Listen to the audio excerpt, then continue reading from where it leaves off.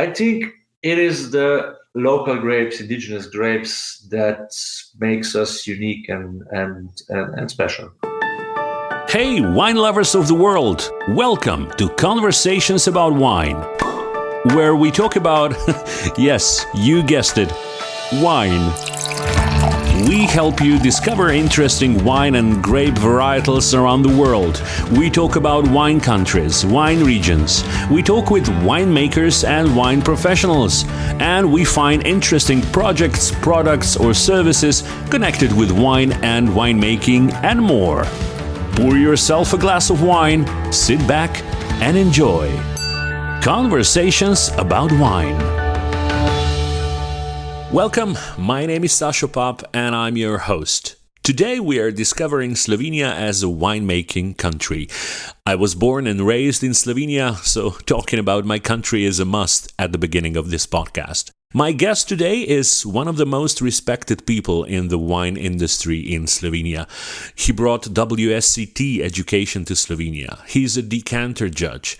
He worked with Jancis Robinson on the World Atlas of Wine, and he wrote a new book about Slovenia as a winemaking country a couple of years ago.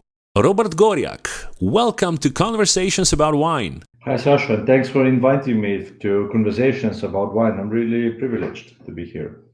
I hope I didn't miss, you did more than what I said, but I hope I didn't miss anything particularly really important. Well, I ended faculty for information IT technology, so that was my first job really. And then later, after 12 years, I been in that business. I switched to wine, but wine was always my passion. So I think it was just a question of time when this was about to happen, and it did happen. 12 years ago also. So you said, okay, I have enough of coding and IT and computers. I want to work with wine. I love this more. I'm more passionate about wine. Yeah, I still love computers. I like techniques. I like new things, gadgets, and so on. And I started with coding, programming actually, but later I realized that system architecture, so connecting computers, servers, networks, and this kind of thing. This is where I really enjoyed. So I could go anytime back to computers. I like them, but wine is even better, I think. Yeah, more enjoyable. Yes. So, yes. So how did you get introduced to wine, actually? As a kid, kid? Yeah, well, we are in the winemaking country, so yeah.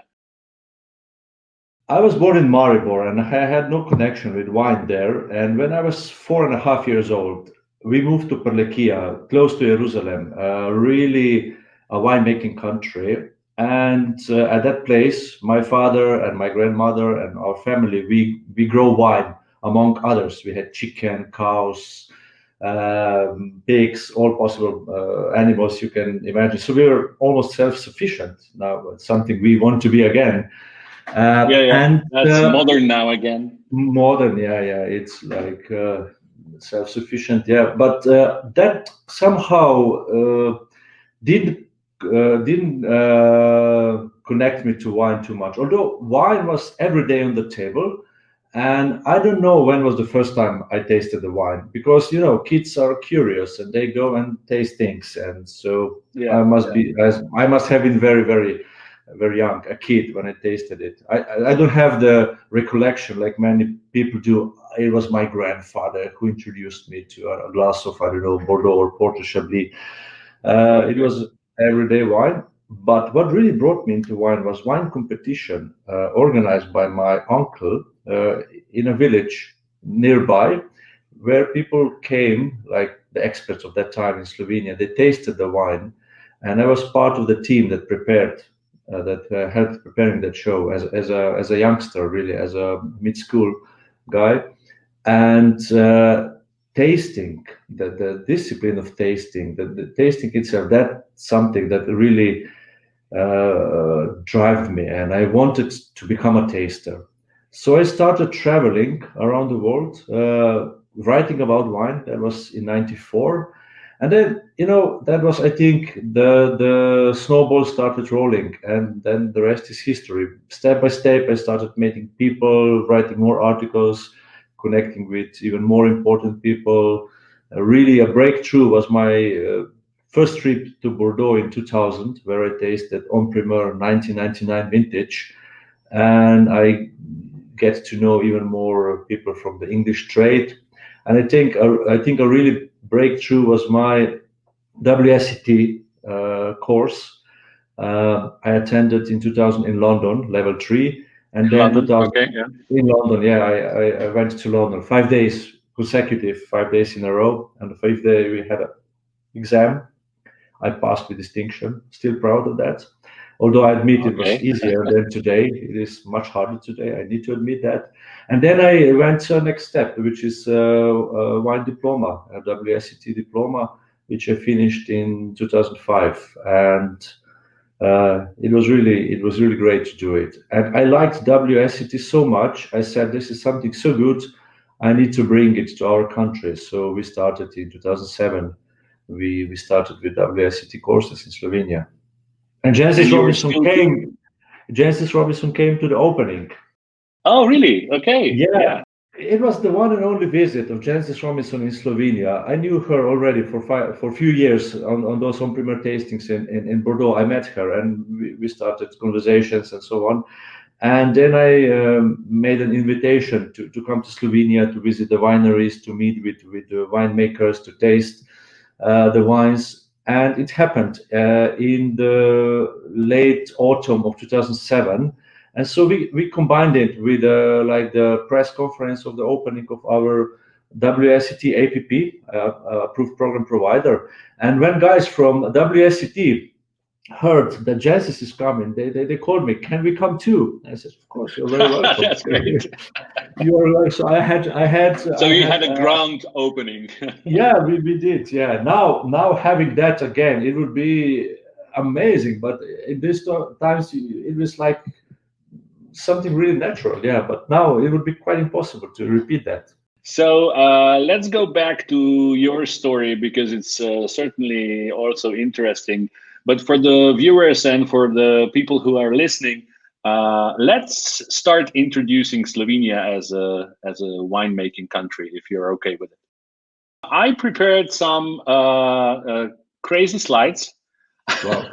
For those that don't know where it is, and for those that don't have Google Map. So here's Slovenia. It's Croatia, Italy, Austria, Hungary, and we are in the middle, right? And I stole this screenshot from your book.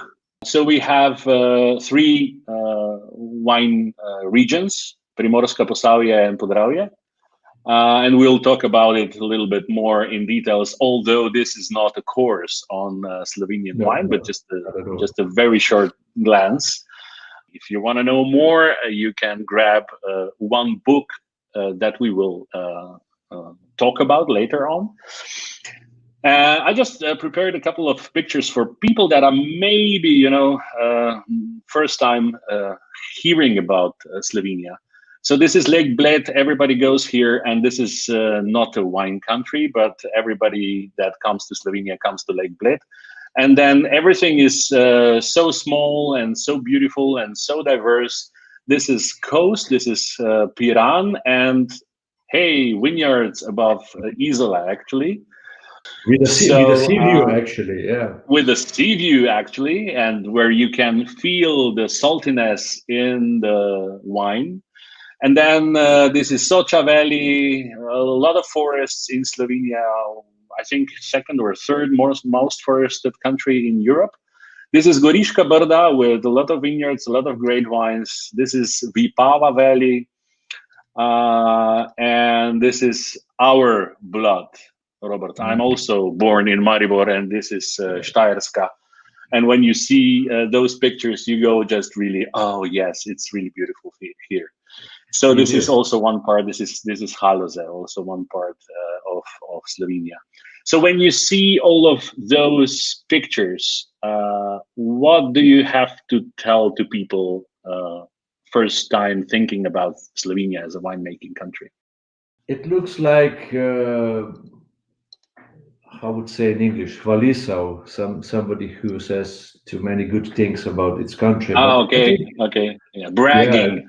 bragging, yeah. But if we can we have a map again, Sasha? Like Okay, yeah, that will any map. click, Okay, click, click, click, click. It's here.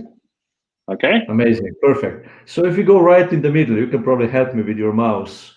Like just north of Ljubljana. This is where I live now. So out of winemaking regions. But living there, which is exactly pretty much here, yeah, which is a small town called Menges, yeah, a bit north maybe. Okay. But I Yeah. have Good 20, here. Yeah. 20 minutes to the ski area, which is Oh, close. yeah. This Yeah, is yeah, here. here, Yeah. Yeah. 20 minutes, and then I have 1 hour to the coast in the summer, so to go to the Here. sea. Yeah. What I wanted to say, it's in a really small place. Slovenia is hugely diverse.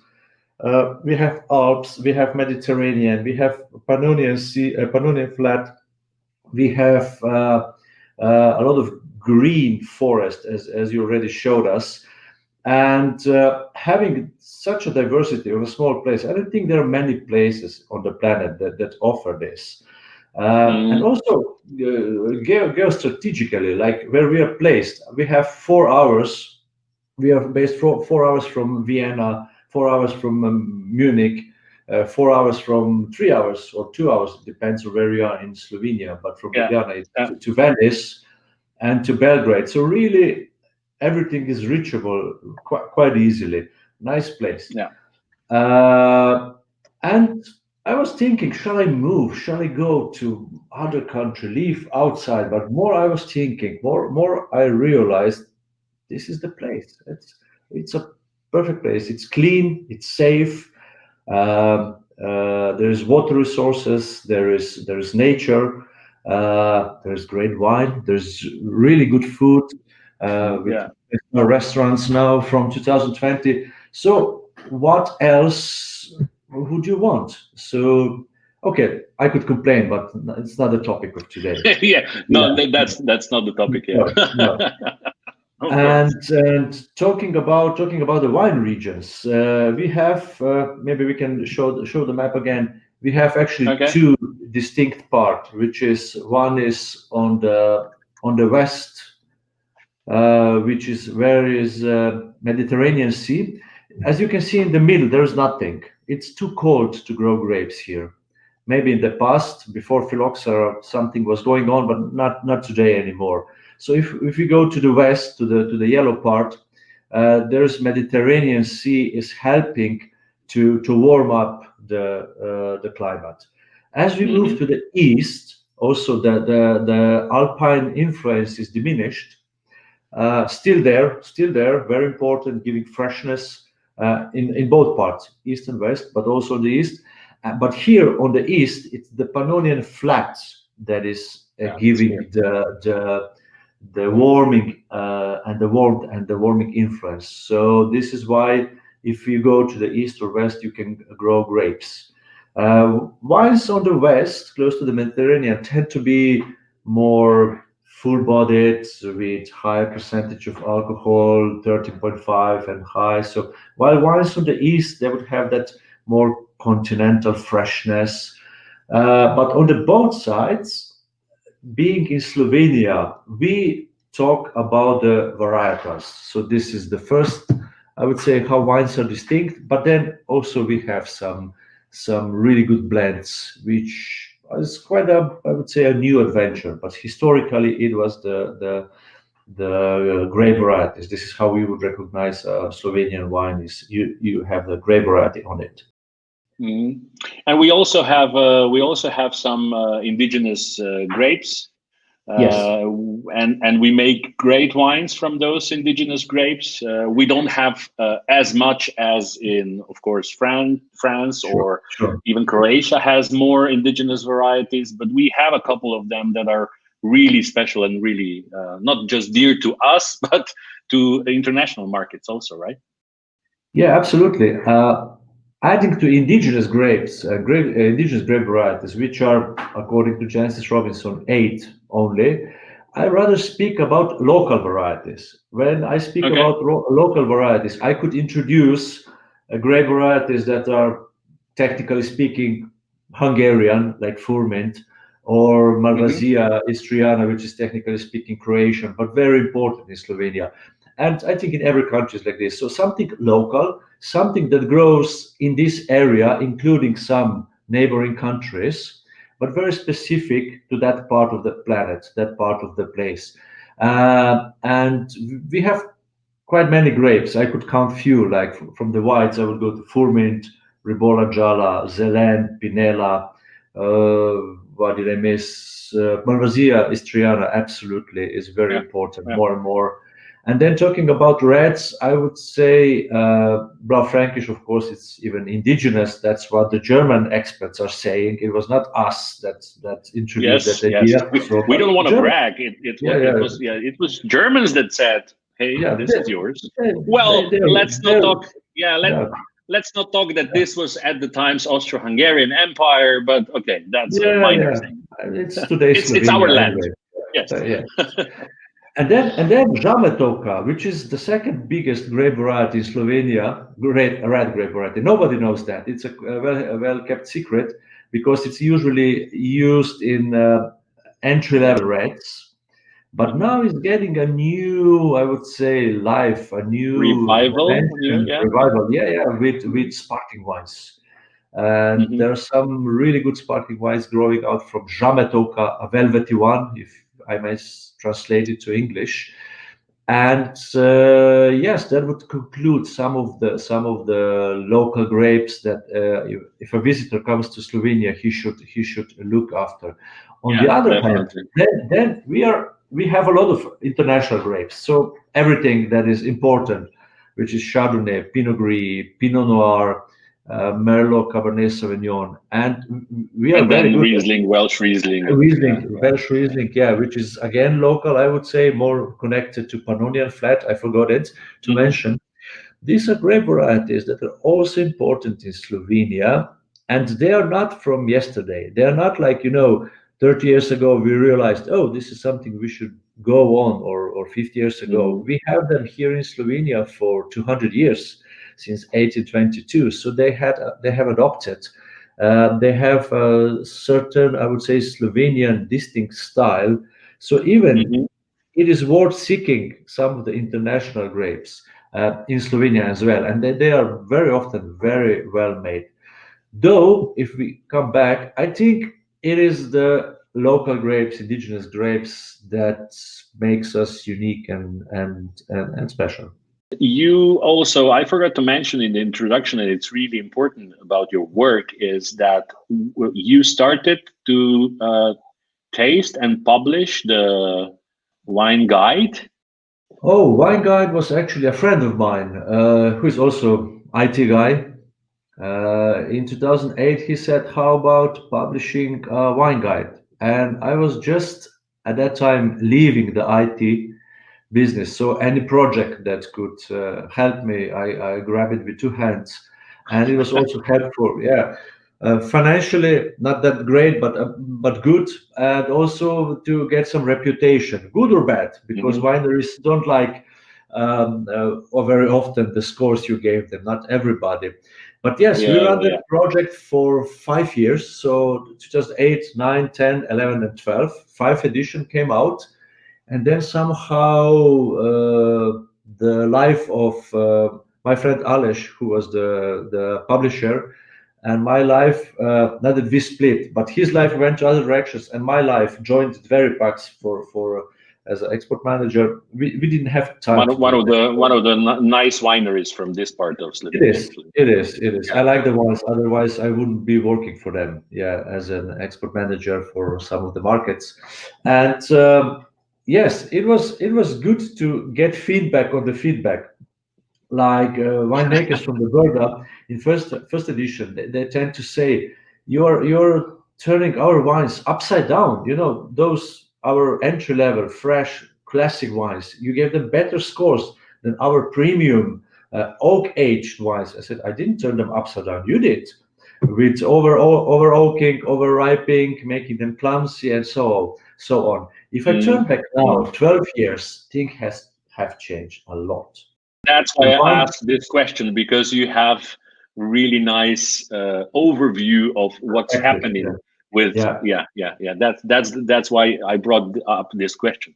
Yeah, it's a constant development. There's no big major jumps, but the winemakers who are open-minded, they go and they listen feedback, although they don't like it sometimes, and they go and they taste worldwide, they compare, they think, they change, and you see the results in the bottle. It is the wine culture in a way, and not only wine guides and wine school. It's also the sommelier schools, the wine merchants that arrived, the good restaurants that arrived, the sommeliers that work there. Everybody is adding a bit to that picture of Slovenian wines, which is slowly, not maybe slowly, but steadily but firmly increasing. And it is exciting times, like in the other part of the world, and the wine styles are emerging, and the quality improvement is constant. I think the latest, which is quite surprising, the latest development is sparkling wines. Yes. One wouldn't believe that in this small place, which is 15,000 hectares, it is like Alsace. And 2 million population. We didn't mention population is 2 million, yeah. We have more than 200 producers bottling sparkling wines. We have more than 3,000 producers, which is, I think, much more than Australia. Yeah. No, we have, if you look about wine growers, it is crazy. We have 30,000. Yeah. But out of this 200, few, like a dozen, really produce really good, some really amazing sparkling wines that we can serve on any table on this planet, from New York, San Francisco, London, Chicago, whatever. This is really interesting, because a lot of small wineries also started to do this, because they said, okay, we are making something just, if people come to the tasting, to the winery, so that we can serve them something as the beginning, like a welcome drink or whatever. And then many of them make really nice, really good sparkling wines, even with indigenous varieties, which is something really nice, I think. Yeah, as I mentioned, Žametoka, which has a low alcohol level, high acidity. It's quite pale in the color. It's an amazing addition to the Pinot Noir and Chardonnay, which are still, I would say, base components in the best sparkling wines of Slovenia. But then, as add-on, there would be Žametok, as mentioned. Ribula plays big part in Brda. Furmin is becoming more and more important in Štajerska, Slovenia. Now we have for 2 years in a row, very packs I work with, disclosure, and for 2 years in a row it received gold medal at Decanter for the 100% sparkling Furmin, and it's great in two ways, because promoting the local grape and having a great sparkling wine at the same time. Yeah, I should mention Rumeni Plavec in Bizeljsko, which is also a local grape. Maybe it's Croatian, maybe it's Slovenian. We should discuss. Who knows and who cares? Who cares? But it's local. It is local. A really high acidity. I don't think I've met any other grape variety, encountered any other grape variety that has this high acidity. But it's great addition for the sparkling wines of Bizeljsko and the whole Posavje. So a lot to cover in our short talk, but just maybe scratching the surface, so we get some more interest about Slovenian wines. So basically, if you come here, or if you order something online, or however you get your wine, you almost cannot miss. I mean, in Slovenia, a lot of people produce also bad wines, but if it's bottled, if it's presented, if it's sold somewhere, then if you're a little bit open-minded, you just gonna love it. You're gonna go crazy, right? I think the general feedback of people coming to Slovenia is they're more than pleasantly surprised. One of the reasons is they come with zero expectation or low expectations, and then they start tasting wine, and they're really, really pleasantly surprised. And as you mentioned, there are bad wines. If you want to search for them, you can find them. That's still there. Yeah. But Yeah. something that is on the market, widely open, widely available, found in restaurants or exported. If it is exported, it is almost surely of the very good quality. And very often we are blamed for, yeah, you're Eastern Europe, you're from Slovenia. Why your prices are so high? And then I say, okay, look, guys, Vienna is more east than the capital of Austria, is more east than Ljubljana. So who is Eastern Europe here? And That's a good yeah, one. that's a good one. Yeah. So and then the second, and I love Austrian wines and Yeah, on me the too. terroir. And on the other hand, we are, in a way, we are Eastern Europe. On the other hand, we are Central Europe. And we've never been, cheap and inexpensive. And then again, our vineyards are always on the slopes. So this is not, Yes. cheap on the cheap production on the flat and so on. If one is a bit more, I would say, concentrated and taste the wine, you will see they award the price Yes. they're asking. Yeah. So it's just that first impression. Oh, it's from Slovenia. It's from Eastern Europe. It must be cheap. That's wrong. We are Central Europe in that term, and it's not cheap, but it's good. I can notice that you are helping winemakers here in Slovenia as an export sales guy or manager. So you know how to present Slovenia and how to talk about the pricing. I try to. Yeah, yeah. It's interesting to be on the other side of the table, because for if one stays on this side of the table, sometimes people get romantic. Some wine writers, wine critics. Never been on the other side, it gets why you do why you start hearing sentences like why don't you do that and all kind of ideas, but in reality it's every stick has two sides, so one needs to Yeah. balance. And being on the other side of the table gives me another perspective on the wines, on and the wine sales and the wine market in general. And of course, when I'm exporting, I'm competing with all the world. If I'm trying to sell Sauvignon, I'm competing with Marlborough and Sancerre. If I want to sell Chardonnay, all the countries that I'm competing with. If I sell Furmin, it's a bit easier, but still, Okay.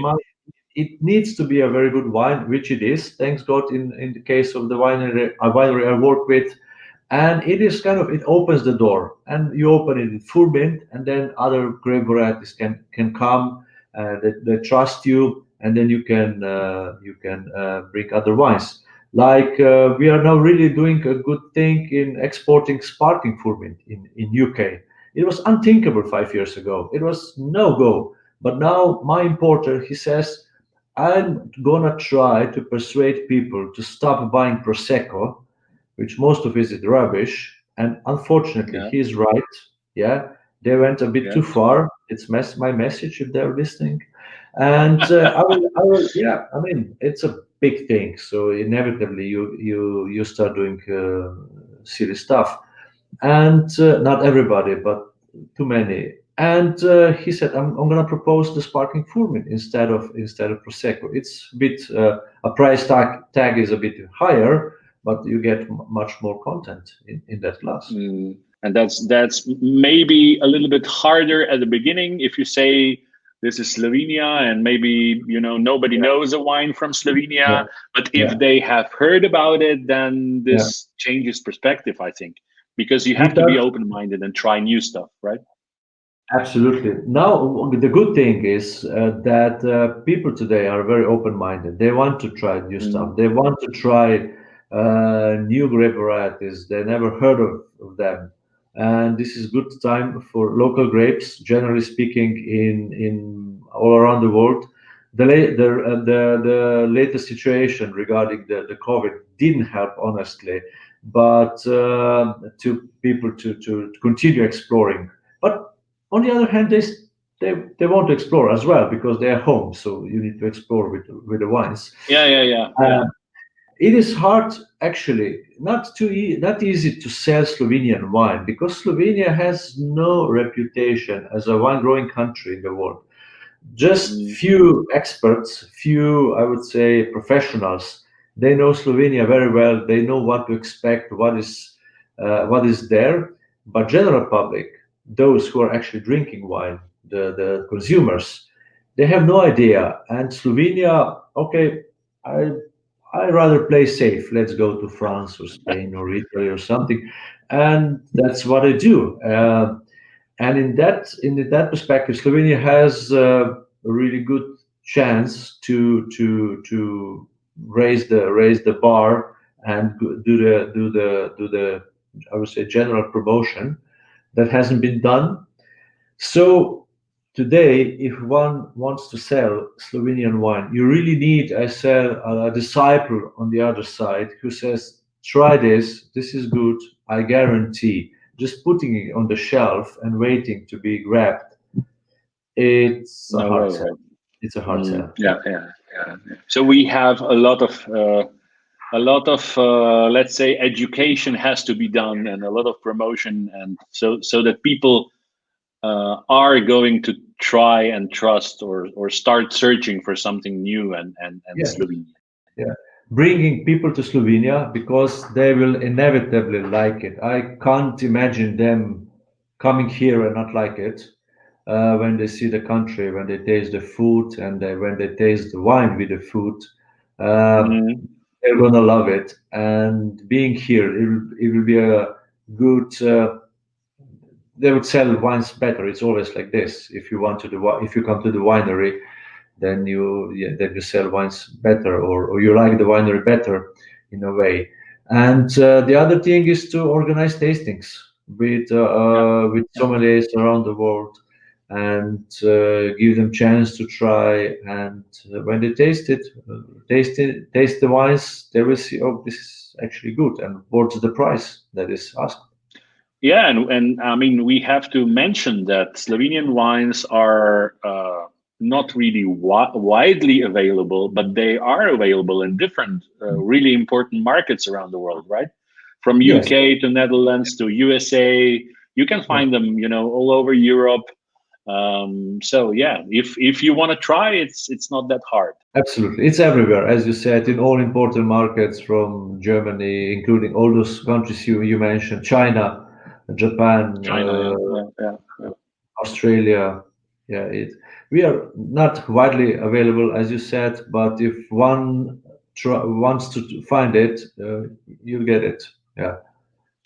And The if best you thing and is if to you come here still. Yes, yes. And what it's really great here in Slovenia, you can actually meet the winemaker and talk with the winemaker most of the Yeah. time, which is Yeah. not the case whenever you go somewhere abroad. In many cases, you are not able to just, almost knock on the door and say, hey, can I try? And then there's a winemaker, not the salesperson.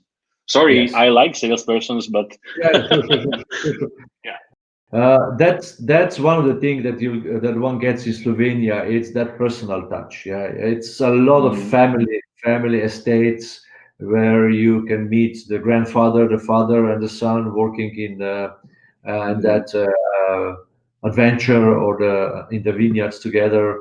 The grandfather being a consultant in a way, the father Yes, being, yeah.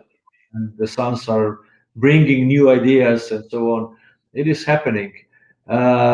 So that personal touch, and I would say still in a way,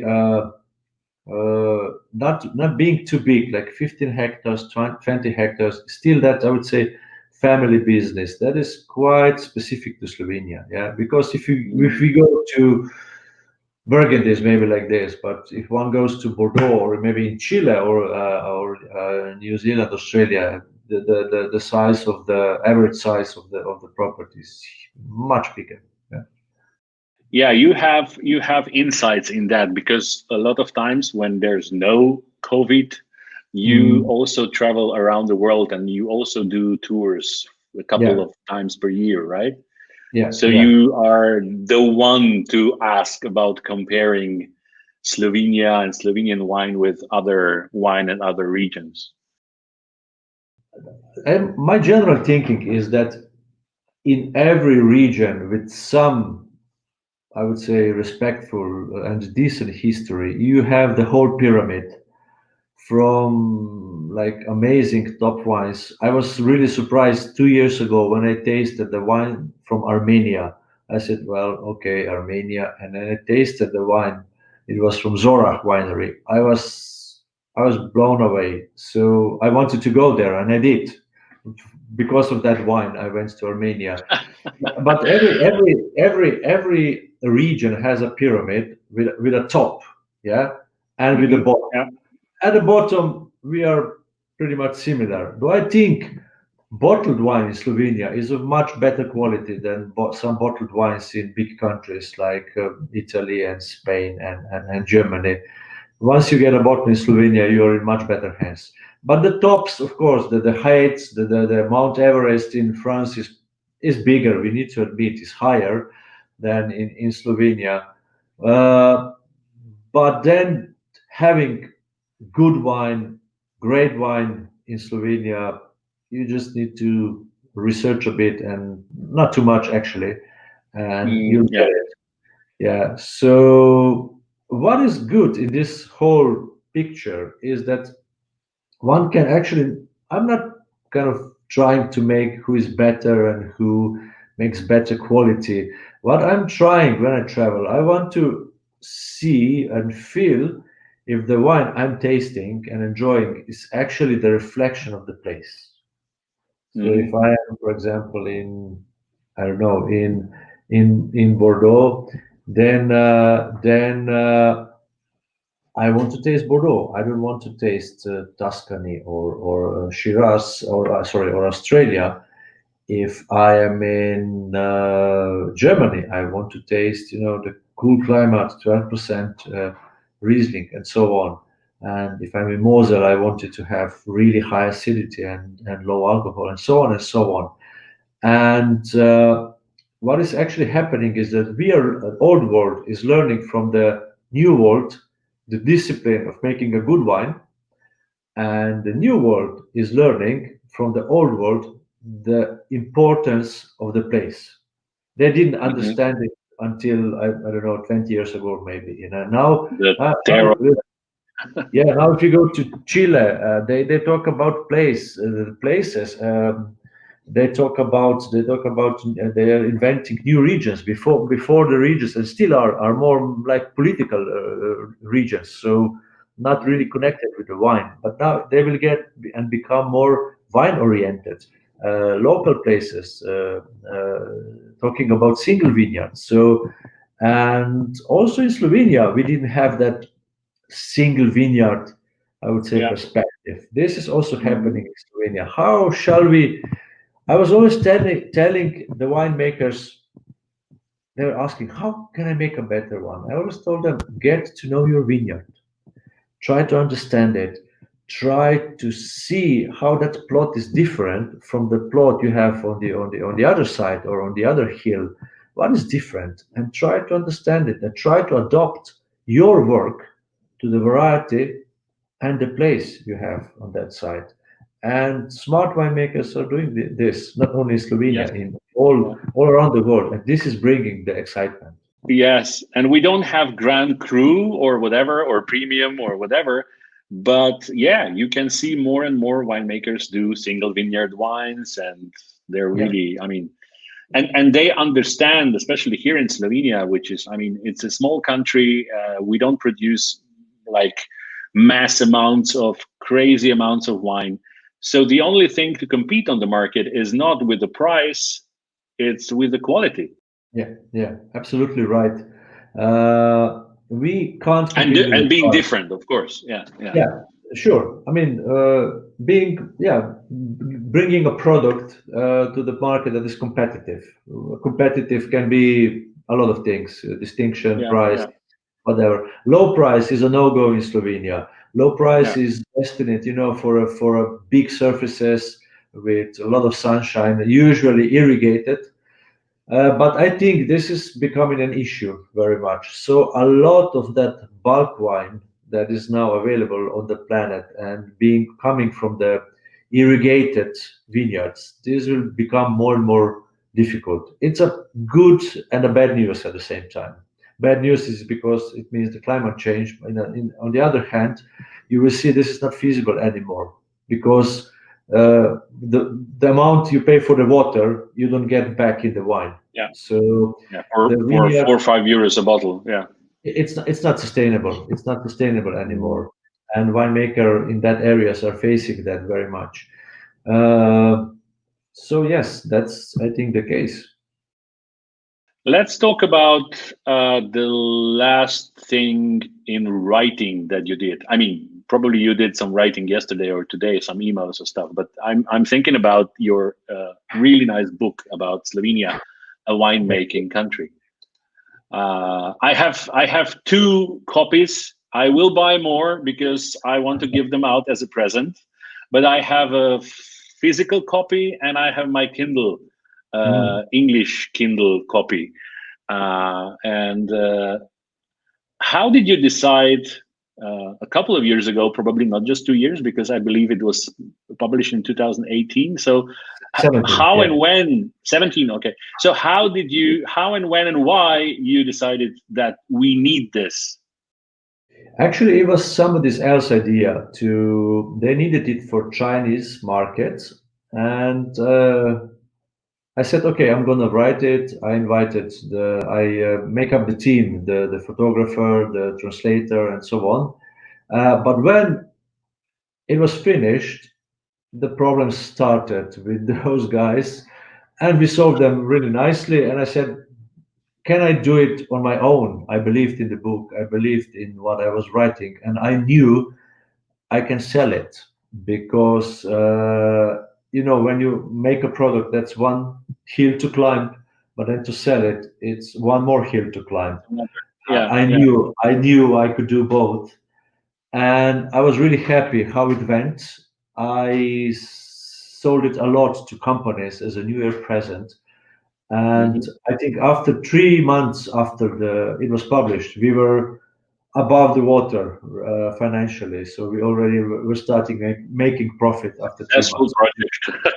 In publishers, they're looking at me with big eyes and question marks. But this is what we did, yeah. And it really filled the gap. There was no book as this, like being a representative, being like an image of Slovenia, and telling, explaining, being informative. So telling people how to read the label, explaining the regions, explaining the grape varieties, and telling also about the wine law, vintages, grape varieties, I think I mentioned, and also history. I think we have a splendid history here in Slovenia. Yeah. And everything is. I mean, it's also the layout and the images. It's really, really nice. I mean, the content is Thank you. great, of course, and images are stunning. So it's a really, really nice book. So if anybody wants book, I hope you have some left. I do You're have, not. but just Slovenian copy. The English is at the moment is out of print. We are thinking of reprinting it, but as you mentioned, and I also own a copy. The Kindle is available on all Amazon websites. So if you want to grab one, I will put the link in the description notes below, or you can just Google. But yeah, I think that if you want to know more, it's a really, really good book. It's you can just go through it and enjoy the images for the first time, and then the second one you start reading a little bit, and then but it's a quite it's a quite big book. I mean, in the case of the content, also. I mean, it's a encyclopedia of Slovenian winemaking. Yeah, thank you. I think it's both. It's informative and comprehensive. It gives both. I knew it would look good from the first moment. Of course, I can't judge myself, so I didn't know how readable it is. But then some people told me I actually read it through and through. So I said, okay, good. Yeah. So it's readable. Good. Yeah. Yeah. And probably I mean, because it's also good when you read it. If you read it through, you can have it somewhere and you can go and look back and reread some parts, or I use it all the time as a reference guide. If I need some information about something, I can't remember everything, of course, by heart. So I go there and I open the chapter, I read about it, and having it on Kindle, I have it on my phone and computer all the time. So also if I'm somewhere or traveling, I can also check some information in the book anytime. I would like to thank you for this. I'm happy to know that you broke even and that you made some money with it, but it had to be quite a lot of work for this, and it took me 2 years. If I would do it again, it would be much shorter, not knowing the whole process and so on. I actually started writing it in English, and then I wrote it again in Slovenian, so it was double the work, and a lot of hours were into. I didn't count that amount of work in my calculation. It was 0, otherwise I would be below 0 probably. Not counting my work. It was good. And it also helped me, it's a good for the image, for the reputation. So and I'm happy. And it's a good legacy. It exists. Good legacy for you. I've been on Triglav. I wrote the book, so I have a son. So I need to plant a tree, I guess. Tree. That's how we say it. But Triglav, that's the highest mountain in Slovenia. That's, if you're the real Slovenian, you should be there. You should go there. And I have to confess, I wasn't there. And you were there like 14 days ago. 3 weeks ago, something like this. And today is 14 centimeters of snow there, so would be impossible now. So it was the last train, pretty much, this year.